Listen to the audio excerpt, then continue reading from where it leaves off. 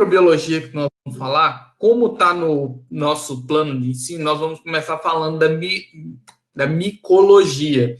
A micologia não é estudo dos micos, muita gente pode pensar dessa maneira, mas não é. Micologia nada mais é que o quê? Uma palavra, essa palavra é derivada de uma palavra grego, que é esse mix aqui, ó, não sei se tem grego na turma, mas de vez em quando tem, né? Na minha turma de graduação, eu tinha uma caloura que tinha origem grega, mas o sobrenome dela era desses esquisitos assim. Mas quando a gente fala em mix do grego aqui, ó, ele significa fungo. Esse fungo e o sufixo, que eu não sei nem pronunciar isso, que é logia, que pelo menos estava no Google Tradutor dessa maneira, isso significa estudo. Então, micologia é o estudo do quê? Dos fungos. Isso é básico para todo mundo. O fungo é um grupo, ou é um grupo bem grande, diverso e amplamente disseminado de micro-organismos. Nós vamos ter muitos micro-organismos dos fungos, não é aquela coisa que é pouquinho. Ele vai consistir em quê? Dos bolores, que é aquele bolorzinho que forma no pão, esse verdinho, alguém deixar o pão assim dentro da geladeira em casa. Não sei se vocês deixaram comida na geladeira de onde vocês moram em Araquari, essas coisas, quem mora lá em Araquari. Vai chegar e vai estar desse jeito aqui. Esses são os bolores, que também é um fungo. Os cogumelos, a galera do chá do cogumelo aí, do Mario Bros, essas coisas, também é um fungo. Isso a gente vai abordar de todos mais para frente. Nós estamos apenas introduzindo essa disciplina. E esse último aqui, vocês conhecem? É a levedura, que é utilizado no fermento biológico, que é utilizado na produção de cerveja, e entre outros produtos também, que utilizam para fermentação. Beleza, pessoal? E esse não vale ouro, esse cogumelo aqui não, que da galera ficar crazy é o que cresce no esterco, se eu não me engano. A galera fica tomando chá de esterco, para falar a verdade. Para vocês terem noção, são descritas cerca de 100 mil espécies de fungos. Pensa numa quantidade grande, 100 mil já é muita coisa. Isso descrito, o que seria isso? Aquele que já foi identificado, catalogado, bonitinho. Mas há a possibilidade de que seja cerca de 1,5 milhões de espécies de fungo. São muitos. É uma gama gigantesca, né? E a maioria desses fungos, eles são o quê? Microscópicos. Oh, caramba. Esses 011, eu não sei se vocês têm problema com esses 011 também. Mas a maioria desses fungos são o quê? Microscópicos e terrestres. A maioria nós vamos conseguir observar facilmente ali. Desculpa. Muitas vezes a gente vai ver só no microscópico, mas a maioria está terrestre, não na forma aquática ali. Geralmente são saprófitos. O que são saprófitos? Creio que não foi nessa disciplina que comentei com vocês o que era o saprófito. O que é o saprófito? Alguém sabe responder aí? Um micro-organismo saprófito? Vamos acordar. Saprófito, sempre quando a gente vê esse fito no final, está relacionado à alimentação, essas coisas. Mas o saprófito é em relação à matéria orgânica morta, em decomposição. Ou seja, todo micro-organismo que consome matéria orgânica em decomposição, nós vamos chamar ele de um organismo saprófito. Entenderam isso? Geralmente, eles vão habitar onde? Vão habitar o solo ou matéria vegetal morta. Isso já corrobora com o que eu falei a respeito do saprófito. Entenderam isso, pessoal? É ruim esse negócio da gente não ter... Professor, se for pensar, a gente também é saprófito, né? Porque a gente come carne morta. Não, mas é mais o morto que eu digo é em relação ao tecido em decomposição. Não necessariamente. Preferia ser surda. Diga. Nada. Pô, Carol, só pode descontrair, né, meu? Mó bad. Não, joia, sem problema. Mas entenderam isso em material em decomposição. Sempre lembrar disso aí certinho. O que dá falta da aula presencial é isso, que muitas vezes a gente olha para a pessoa e a gente vê se está entendendo ou não. Aqui não, tem que ficar perguntando toda hora. Então, vamos mais para frente. Inúmeros fungos, eles vão ser parasitas, tanto de planta, tanto de animais, quanto de seres humanos.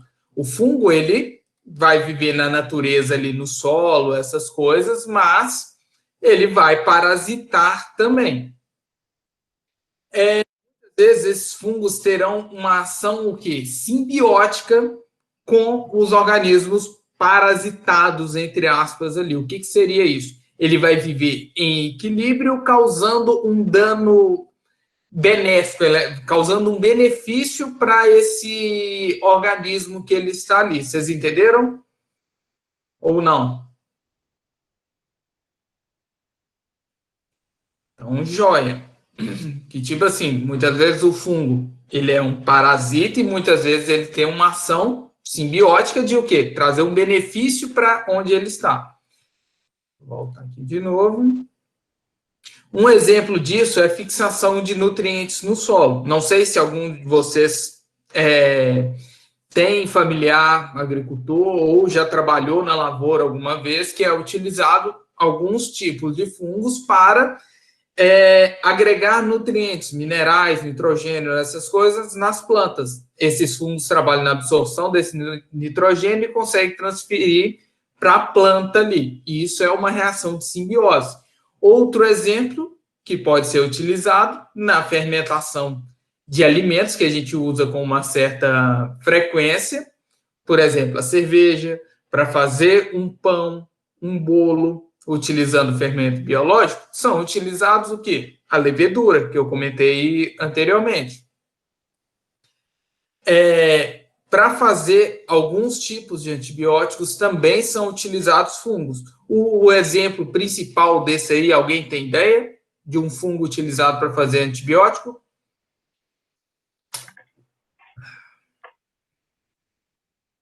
A penicilina, isso mesmo. Que ele é através do fungo Penicillium, que é bem tranquilo isso aí. Penicillium. Ah, grafia boa, hein?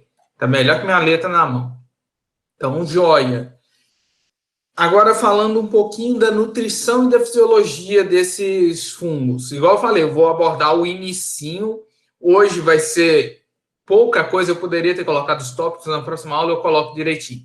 Mas nas próximas a gente vai abordar a respeito dos filos, dos fungos, os tipos, Basidius micetus, ascomicetus, dessas coisas, que não sei se vocês lembram isso aí, isso eu lembro que eu vi na época que eu estava no cursinho, e na graduação também, mas é bom a gente relembrar isso. E na outra aula a gente vai falar dos fungos com importância para a medicina veterinária, falando de cada um, por exemplo, da penicilina. Perfeito? Os fungos, eles são quimiorganotróficos. O que seria isso? Eles alimentam-se de substâncias químicas orgânicas. O que são as substâncias químicas orgânicas? Um exemplo disso aí, que a gente consome também. Vou até desenhar ela assim, talvez vocês lembram.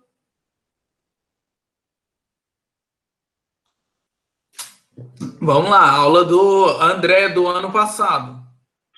Ou desse ano, não sei se estão fazendo bioquímica esse ano. Não lembro, pô. Ligação de carbono e hidrogênio em grandes cadeias. Ligações convalescentes. Se eu não me engano, é convalescente. Mas são os carboidratos, pessoal. Essa interação de carbono e hidrogênio em cadeias são os carboidratos, são os principais exemplos ali que a gente tem de substâncias químicas orgânicas, né? A maioria desses fungos, eles serão o quê? Aeróbios. Se eles são aeróbicos, o que eles precisam? exercitar todo dia, fazer aeróbica? Não, eles precisam de oxigênio. Entenderam isso aí? Isso aí é bem tranquilo, né? A maioria dos fungos, então, são aeróbicos, são dependentes de oxigênio.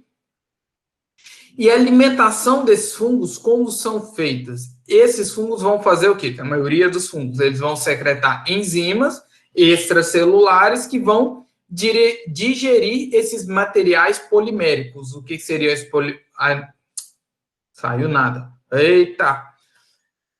Por isso que é bom o podcast. Podcast eu consigo cortar quando eu me embanando nas palavras, né? O que seriam esses materiais poliméricos? Materiais poliméricos seriam, por exemplo, uma ligação de vários carboidratos ali.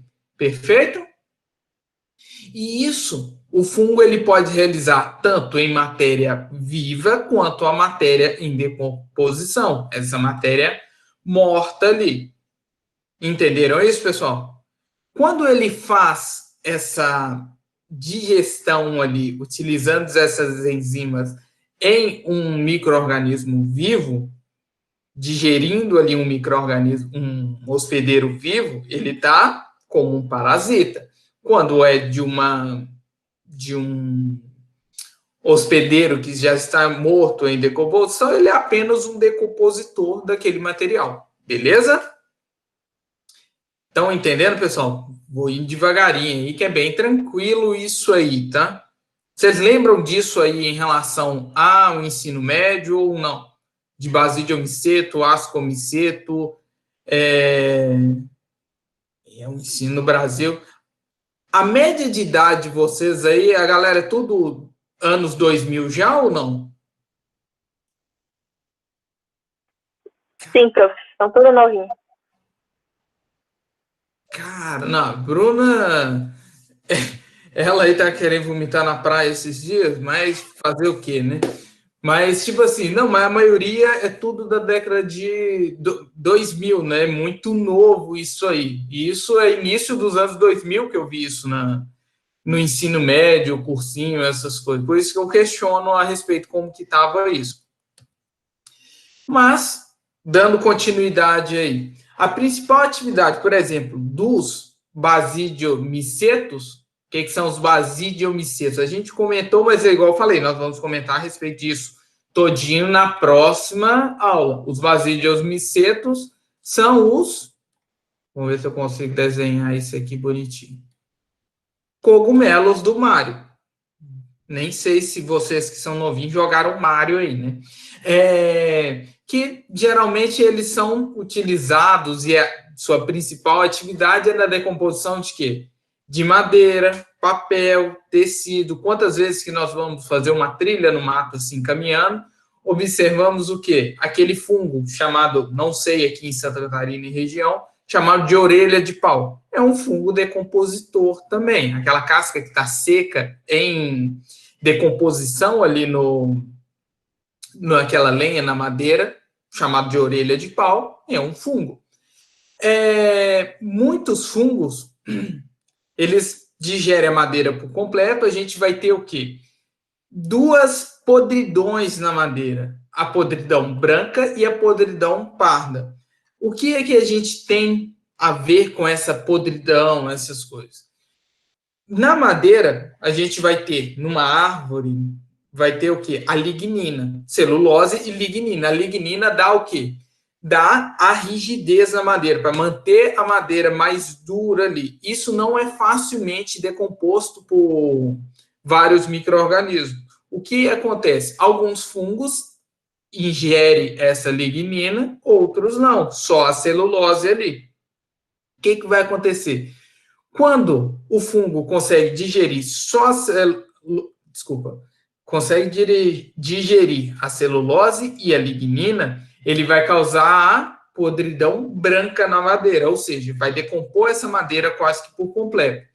Caso ele só faça a digestão da celulose, vai ser essa podridão parda, não vai ficar aquela mancha esbranquiçada, aquela madeira tão friável como da podridão branca. Entenderam isso? Isso é um exemplo da atividade do fungo.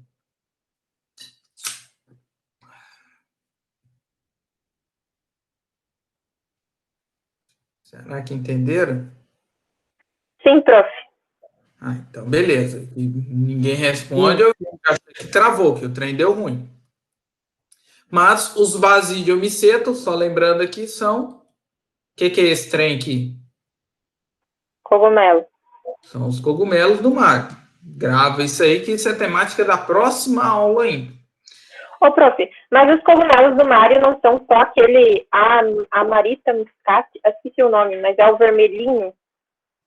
Sim, sim, mas é do gênero. Tipo assim, nós vamos falar da filogenia na próxima aula, mas tipo assim, são os ascomicetos, basidiomicetos. Eu só gravei esses dois aqui que eu estou na mente desses dois. Mas cada tipo de fungo, de estrutura de fungo, de hifa de fungo, essas coisas, vai ter uma denominação diferente. Aham. Isso é temática da próxima aula. Não vamos pavorar com coisa demais. Não vão viajar no Mario e não nem no cogumelo. Mas a maioria desses dos fungos são o quê? Multicelulares. O que seria isso? São compostos de várias células ali. Não é só uma célula como uma bactéria isolada, é apenas uma célula. Não, são diversas células. Vão formar uma rede de filamentos que a gente vai chamar de quê? De hifa. Essa rede de filamentos, como é que ela é? Vamos pegar o exemplo dessa imagem aqui, ó. Aqui nós vamos ter o quê? Um esporo, desculpa, uma hifa bonitinha aqui, uma hifa isolada. Aqui no fundo da imagem nós conseguimos ver outra hifa. Vocês conseguiram observar isso na imagem bem? Ou tá meio ruim? Joia, respondeu que sim. Além disso, nós vamos ter os esporos sexuados, que nós chamamos de quê? De conídeos. Isso nós vamos falar mais para frente no próximo slide ainda. As hifas, elas são o quê? Paredes celulares tubulares, vou desenhar aqui em cima, que envolve a membrana citoplasmática dessa célula. Essas paredes celulares geralmente são septadas, vão ter septos aqui no meio, e muitas vezes vão ser cheias de núcleos. Deixa eu ver se eu coloquei imagem. Não.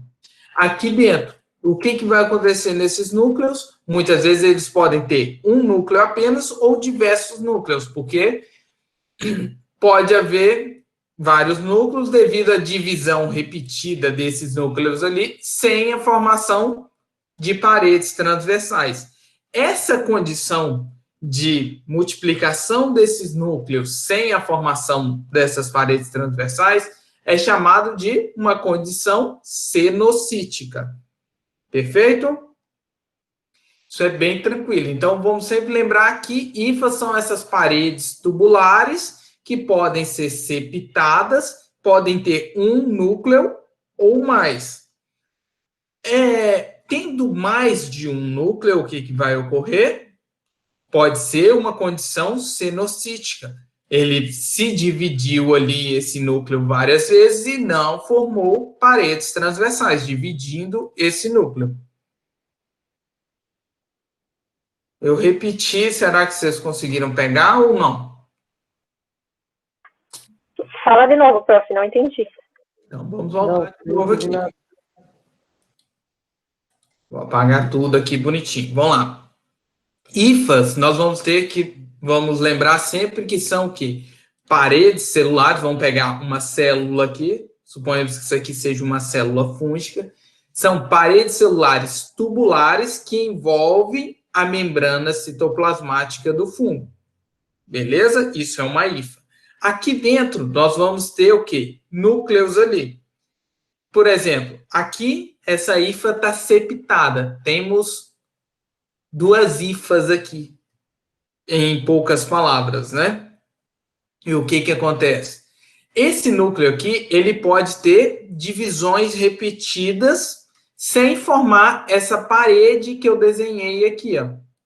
E o que vai acontecer isso é chamado de uma condição cenocítica, que é uma divisão nuclear de vários núcleos ali, sem a formação de parede, para a expansão dessa hifa. E agora?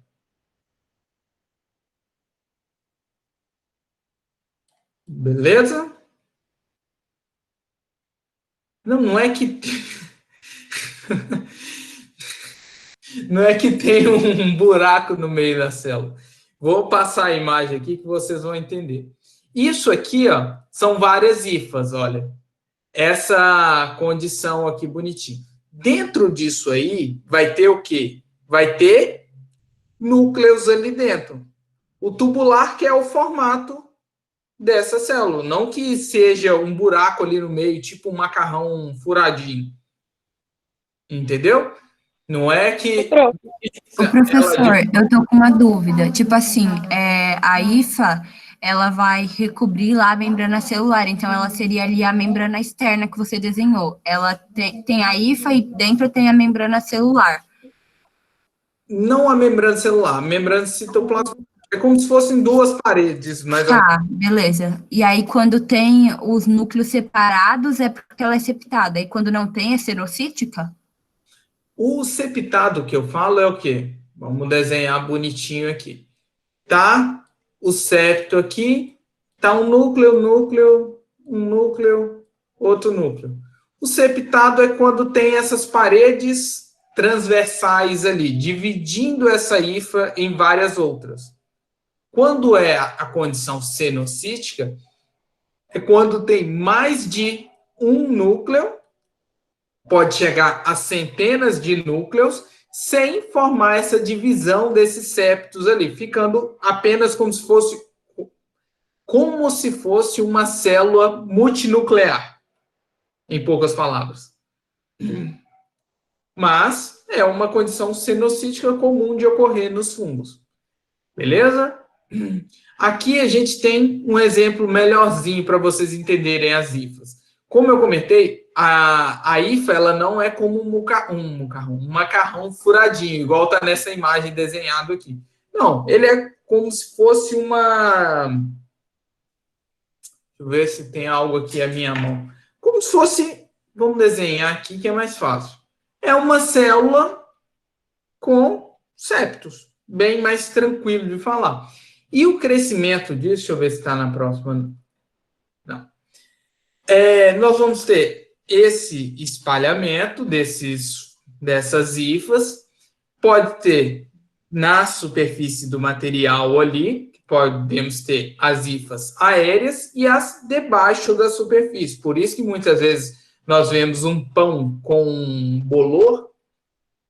O que vai acontecer com esse pão com bolor ali? A gente vai conseguir observar muitas vezes apenas as hifas aéreas e os conidióforos delas ali. Mas tem o seu enraizamento ali, que são as hifas debaixo da superfície do alimento ali. Beleza? A pergunta da Mariana, essas hifas são... difícil, hein? Só servem para unir as células do fungo? Ela é a célula do fungo, entendeu? Ela é como se fosse a raiz do fungo, como se fosse a haste do fungo, como se fosse, não, ela é a raiz, ela é a haste. Vamos pegar essa imagem que está na tela aqui como exemplo principal. O que é a hifa? É cada pelinho que nós observamos ali. Entendeu? Sempre quando vocês observarem um fungo semelhante dessa imagem aqui, ó, o branquinho que nós estamos vendo ali, essa condição esse conjunto de hifas ali, é o quê? Esse branquinho que nós observamos ali. Entenderam isso? Aí nós vamos ter o quê? Os conídeos, que são os esporos, que eu mostrei para vocês nessas imagens, que é um esporo assexuado. Ele vai germinar, formar outras hifas e vai crescer de novo. Isso é o exemplo que nós temos dessa imagem aí. Agora vamos mais para frente um pouquinho. Como eu tinha comentado, é o quê? As hifas geralmente vão crescer em conjunto, elas vão espalhando ali. Muitas vezes, quando a gente vê um pão dessa maneira aqui, ó, tá lá um pontinho, nós observamos um pontinho verde aqui, e o negócio vai espalhando igual um doido, espalha para tudo quanto é lado. Vou voltar lá de novo. Sempre ao longo de uma superfície e fazendo o seu enraizamento ali. Vão formar tufos compactos e visíveis, que são esses branquinhos aqui, que nós vamos chamar de micélio. Então, vamos por parte. O micélio ele é composto por quê? Pelo quê? Desculpa. Por hifas. Joia? Essa parte, deixa eu ver se está no próximo slide. Essas partes amarelinhas que nós observamos aqui nesse fungo, verdinha nesse fungo aqui, por exemplo, são o que isso aí? Isso são as hifas que crescem para a superfície do hospedeiro, entre aspas, ali, e vão ter suas, entre aspas, novamente, inflorescências, que são chamados de conídeos. Esses conídeos, eles podem apresentar diversas pigmentações. Pode ser verde, amarelo, vermelho, 1001 coisa. No exemplo dessa imagem que nós temos aí, que cor que é isso? Um amarelo acastanhado. Esse aqui, no caso, se eu não me engano, é de aspergillus, pelo formato, parece muito aquele dente de leão, e funciona da mesma maneira. Aqui fica bonitinho esse artroconídeo aqui, e os conídeos, quando tem uma movimentação, um vento, solta esses esporos ali que vão contaminar outras superfícies. Entenderam isso ou não? Professor, então as hifas são tipo um prolongamento da célula que forma os micélios, que é tipo uma raiz do fungo, que é isso. Eu entendi isso, pelo menos. Isso. Então, vamos voltar aqui só para todo mundo entender. Os micélios, o micélio é o quê? A congestão, não. O conjunto de hifas ali, que é o que nós observamos nessa imagem bem bonitinha. Eu toda hora tentando apontar para outra tela ali, e esqueço que vocês estão vendo o slide, né? Esse branquinho aqui nós vamos ter a hifas, os conjuntos de hifas ali, que elas vão espalhando pela superfície como se fosse um enraizamento. Os conídeos, que nós vamos estar observando nessa coloração amarelado, acastanhado, que pode ser de diversas cores, verde, amarelo, vermelho, azul, vai depender de qual fungo é. E isso são as inflorescências ali, mas são os esporos assexuados desse fungo. Beleza? Ô, professor, mas os conídeos crescem acima do conjunto de hifas do micélio? Isso, na superfície. Por quê? O que adiantaria ele crescer para dentro ali? Ele não vai conseguir disseminar os esporos ali. Beleza? Os esporos são sempre microscópicos, professor, ou tem algum fungo que a gente enxerga os esporos? Os esporos não dá para ver olho nu, não. Isso não tem jeito mesmo, não. Beleza? Mas, para falar, no Google Classroom que tem uma pergunta que eu já coloquei para lançar agora 2 horas. Vamos passar para frente, então? Então, joia. Alguns fungos vão ter o quê? Uma estrutura reprodutiva macroscópica, denominado o quê? Corpo de frutificação. Que são o quê? Esses basidiocarpos aqui, ó, que nada mais é que a cabecinha do cogumelo ali que a gente vê. Dessa estrutura, milhões de esporos vão estar aqui em cima desses corpos de frutificação. Não é aquela coisa que vai ficar como na imagem anterior ali, uma hifa com seu artroconídeo e seus conídeos ali em cima, vai ficar só aquele, entre aspas, um pequeno corpo de frutificação. Esse basidiocarpo é como se fosse um conjunto de vários desses aqui, entendeu? E com isso, o que ele vai acontecer? Nós vamos ter a disseminação por anemocoria, zoocoria ou hidrocoria. Cancela esse acento aqui. Vocês lembram o que é anemocoria, zoocoria ou hidrocoria? Pessoal de Deus, como é que está esse ensino no Brasil? A anemocoria não é nada de procurando Nemo, essas coisas, mas nada mais é que a disseminação de uma semente, por exemplo, pelo ar. A zoocoria, através de um animal. A hidrocoria, pela água. No caso dessa imagem aqui, o que nós observamos? A disseminação pelo ar. É uma anemocoria. Há 20 anos atrás. Eu, né, tô há 20 anos atrás. E olha que eu tô novinho ainda. Hein? Mas essas são as formas de disseminação. Milhões desses esporos podem grudar, por exemplo, num animal que passou por esse cogumelo e carregou esses esporos aí para frente. Um vento bateu ali, levou esses esporos. Choveu pra caramba, escorreu esses esporos. Isso são as maneiras de quê? De disseminar esses esporos para o ambiente. Aí, voltando à pergunta de eu não lembro de quem, se esses esporos aqui eles não crescem para baixo, não faz sentido. A natureza fez essa seleção para quê? Para que tenha uma maior disseminação ali desse fungo. Perfeito? Então, vamos lá, pessoal. Quem cala, consente. E a gente continua. A parede celular dos fungos, elas são compostas de quitina. Que outro organismo tem quitina também nas suas paredes celulares? Alguém lembra disso aí? Isso é até lógico. Os artrópodes.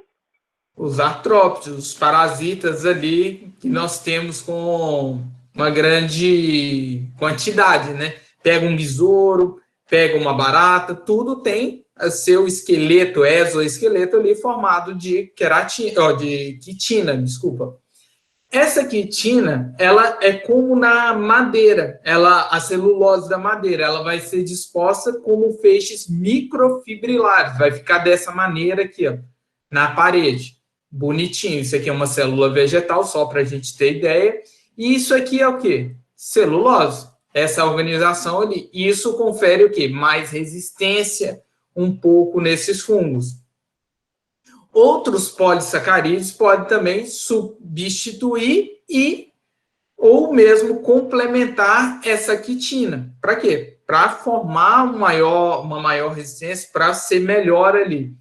Mas 80% a 90% são o quê? Polissacarídeos. Polissacarídeos são os carboidratos mesmo. Tá? Que a quitina e a celulose não são de fácil degradação, mas pode ocorrer também. Entenderam isso? Da parede ali das hifas, como são feitas de quitina, que tem esse emaranhado aqui também, como nas células vegetais. Beleza? Então, vamos para frente. A gente também vai ter o quê? Eu estou quase finalizando já, pessoal, que a meta é a gente chegar no máximo até 14, 15 aí. Vou ter um videozinho também para a gente passar. Algumas plantas têm dependência desses fungos. Para o quê? Para captar minerais e nutrientes para as raízes. Mas como que é feito isso? Isso é feito através dessa associação das raízes com o fungo, que são chamados de micorrizas. O mico de fungo e risas de raiz. Esse videozinho que eu vou passar aqui para vocês, deixa eu só tirar da caneta aqui, que o vídeo não vai abrir aí não, eu vou parar a apresentação aqui e vou só trocar o fungo micorrizas aqui. Que como tem áudio... Bem, a raiz deste pinheiro. Está vendo os grãos? Oh, é verdade. O que é isso? Estes grãozinhos são os fungos micorrízicos que convivem com as raízes. Agora veja isto aqui. Tem alguma coisa branca nas raízes, não é? Esta parte branca é o micélio que cresce dos fungos micorrízicos. Agora vamos ver a relação dos fungos micorrízicos com as plantas. Os fungos criam micélios que penetram as raízes das plantas. Depois avançam para fora das raízes e vão buscar nutrientes ou águas para as plantas de onde as raízes não alcançam.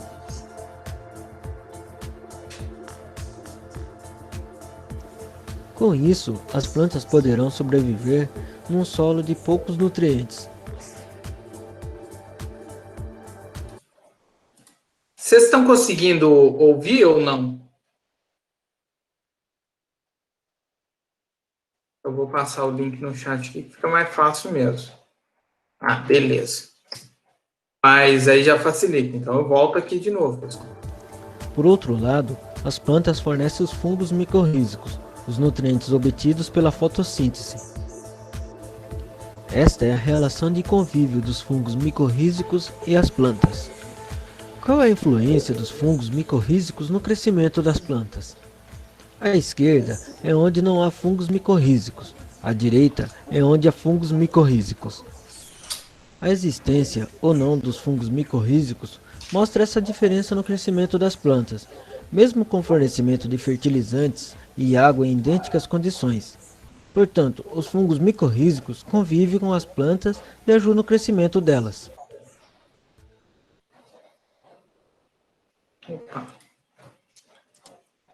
Entenderam, pessoal, como é que é isso aí? Esse era um exemplo bem facinho para a gente... Deixa eu voltar aqui na aula.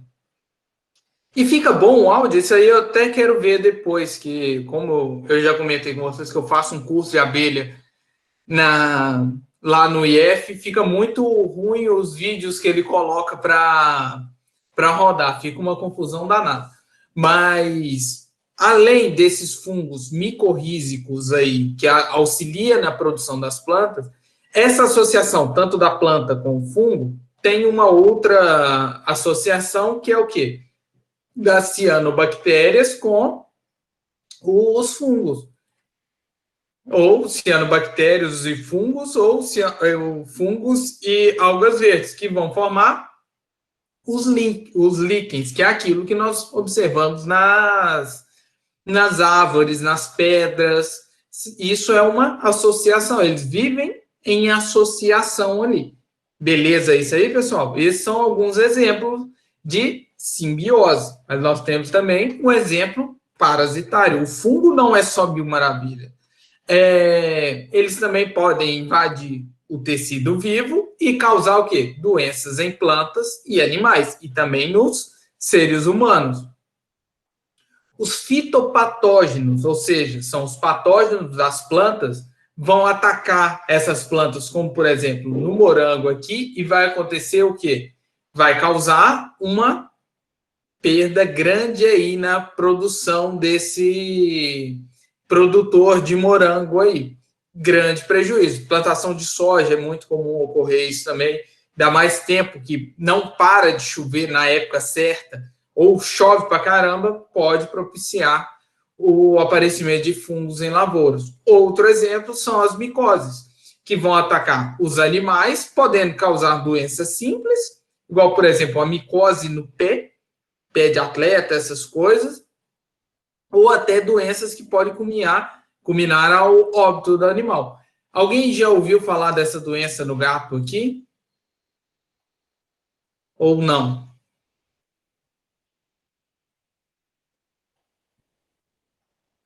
Ó, isso aí eu até comentei com os meninos de doenças infecciosas. Isso é a criptococose, que é a famosa doença do pombo. Que olha o que esse fungo faz com o focinho desse gato. E isso pode levar até a morte, dependendo da infecção sistêmica que o gato ou o animal possa apresentar aí com o fungo. Animais infectados com aspergilose pode causar óbito também, uma aspergilose sistêmica ou disseminada, e por aí vai. Isso são as coisas as interações que a gente tem, positivas, nesse caso dos líquens e das micorrizas, e as negativas aí, as patológicas, que são as micoses nos animais e os fitopatógenos nas plantas. Entenderam isso aí, pessoal? Tá de boa? Hoje é basicamente isso. Na próxima aula, a gente vai falar da reprodução dos fungos e da filogenia deles aí. O que seria isso? Igual eu falei, dos basidiomicetos, ascomicetos e os micetos da vida aí. E isso vai ser para a gente dar continuidade a esse conhecimento para depois nós voltarmos às principais infecções fúngicas que nós temos na veterinária. Aí nós falamos de cada fungo, como diagnosticar, como fazer cultura, essas coisas direitinho, mas bem devagarinho. Ou seja, essa aula era para ser 3 aulas diretas, a tarde inteira. Aí nós estamos utilizando 50 minutos para não ficar maçante nem para vocês, nem para mim. Que eu odeio aulas durante 4 períodos seguidos e tal. É muito cansativo e os alunos não gravam isso aí direitinho. Beleza, pessoal? Aí o que nós vamos fazer, então? Eu vou partir do